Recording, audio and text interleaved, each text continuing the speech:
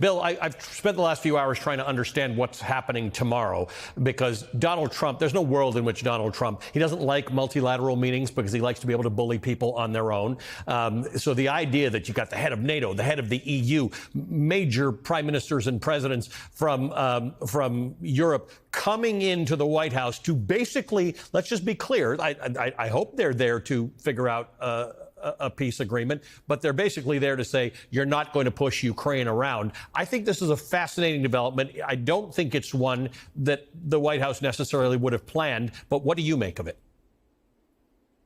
Well, I'm really glad that all these people are there because we absolutely can't have a repeat of that unbelievably scandalous, terrible meeting that Donald Trump had with Vladimir Zelensky in the Oval Office, where he and J.D. Vance verbally and practically physically attacked Zelensky. We just can't have that. So the fact that they're showing up is very helpful. I think there's one thing that's very important that everybody needs to understand is that it kind of looks to me, and I think it looks to many others, like at the meeting in Alaska, none of us were present in their meeting, but it looks like Donald Trump has accepted some version of Putin's, quote, peace plan. And the purpose of this meeting was to then present it to Zelensky. And of course, the Vladimir Putin's proposal is a totally unacceptable proposal for Ukraine, for Europe, for just about anybody else. And Zelensky will have to be in a position to reject it. And so the fact that he's not going to then be in a position to reject it by himself, but be in a position to reject it with the collective voices of NATO, the European Union, the UK, et cetera, at least puts him on firmer ground to reject it, because that has to be where this thing is going. I will say, though, Vladimir, at some point, there's a lot of firepower going to the White House tomorrow. Is there a world, because Steve Witkoff, who is apparently the president's negotiator for everything, he's gone to Russia 5 times to meet with Putin. Putin actually called him out by name to say he's welcome to keep coming, because meetings with a guy like Steve Witkoff are good for Putin. Nothing gets accomplished. As I said yesterday, it's a lot of shuttle and not very much diplomacy. But is there a world in which Witkoff says we are going to agree to give Ukraine Article 5-like protections without NATO membership? Sounds like it means in exchange for some territory. Is there a world in which that's viable and useful to Ukraine? Well, first of all, we have to be really careful about putting any weight on deals that involve land swaps for anything else when people are dealing with dictators, aggressors, and bullies, like as Vladimir Putin is. Because, and again, I keep going back to the lessons of history. The great 19th century Russian historian Vasily Kluchevsky once observed that history does not teach anyone anything, but it punishes those who fail to learn its lessons. Well, isn't the lesson of the 1938 Munich Agreement enough for today's world leaders? Adolf Hitler said that Sudetenland was his last territorial claim in Europe. And then after that, again, after that piece of paper that Neville Chamberlain waved saying this is peace in our time, this was it. Europe was at peace. Everything was fine. Everything was secure. It was, I believe, just 11 months between the signing of the Munich Agreement and the start of World War II. So, again, we are in the 21st century, not in the 17th, and we should not be talking about handing one country's territory to another. This is something that is in complete violation of international law as it stands. With an added irony is that this month, August, is the 50th anniversary of the signing of the Helsinki Final Act, when countries across Europe and North America, including the United States of America and the then Soviet Union, agreed that there should be no forceful change of borders on European territory by force. And yet that is essentially exactly what is being talked about.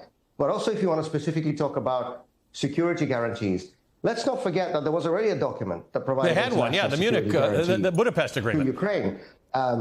But yes, on the 5th of December, 1994, in Budapest, Hungary, several countries, including the United States of America and the United Kingdom, gave security assurances to Ukraine when it gave up its nuclear weapons in return for these international supposed guarantees. Well, what did these countries do when Vladimir Putin annexed Crimea in 2014, which was the first case when one European country forcibly seized territory from another since the end of the Second World War?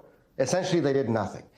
And I think the attitude of the Kremlin and the attitude of Vladimir Putin going into this whole process, they were really on display at that meeting in Anchorage when, well, first of all, just on the outward trappings. I mean, I'm sure you remember the pictures of Sergei Lavrov, Putin's foreign minister, arriving in Anchorage with a T-shirt saying USSR in it.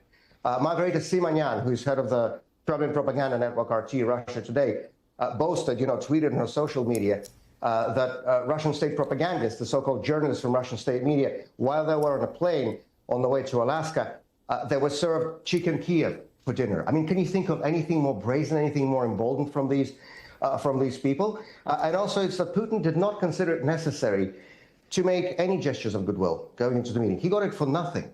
There was no ceasefire, not even for a few days, not even a partial one.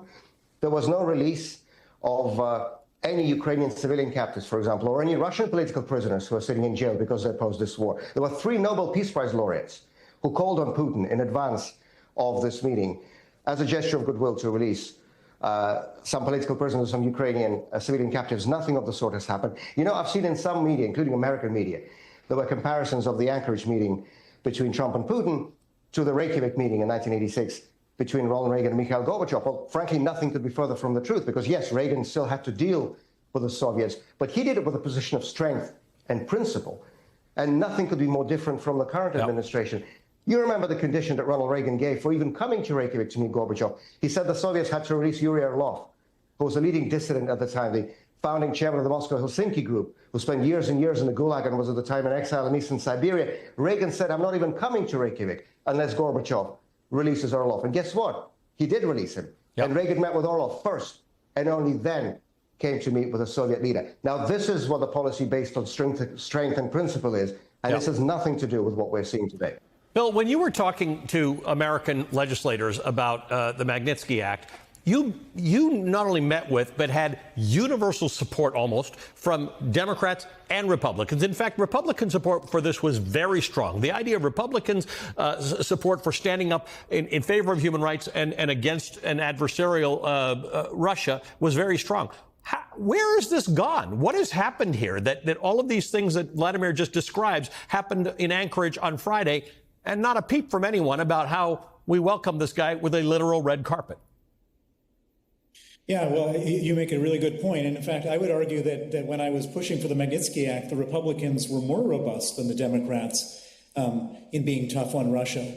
And by the way, guess who one of my biggest allies was in the campaign for the Magnitsky Act? None other than, at the time, Senator Marco Rubio. He was the guy that we would go to when Putin would do bad stuff to get a backbone from the Senate. He was the guy who was the most hawkish when it came to all this Russian nastiness. And so it's interesting because I've been reading all the news very carefully, and a poll came out yesterday about the public opinion of Vladimir Putin, and about 85% of Republicans think he's a bad guy. I think it goes up to 92% for Democrats. And so it's not as if in America the public opinion is on Putin's side. Right. And in fact, a majority of Americans even support, both on certainly on the Republican side and definitely on the Democrat side, more aid for Ukraine.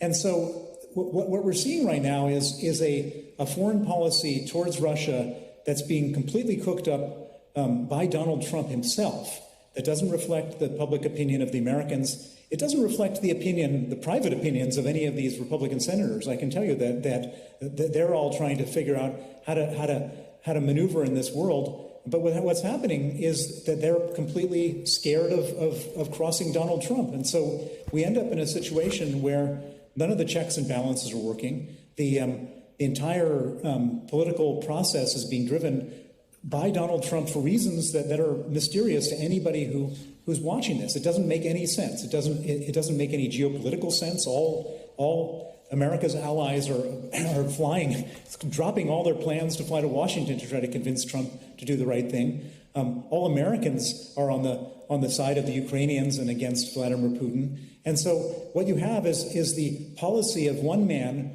and he's trying to strong arm and gaslight everybody into believing that this meeting was a 10 out of 10 and this is the right approach and that capitulation is the right strategy. And it's obviously not. And I can only hope that he, as inconsistent as Trump has been in many other policies, that whatever he had decided to do in Anchorage, he'll change his mind on Monday and we'll see something that's a lot more palatable to the world and to the American people when he meets with Zelensky and this group of international leaders.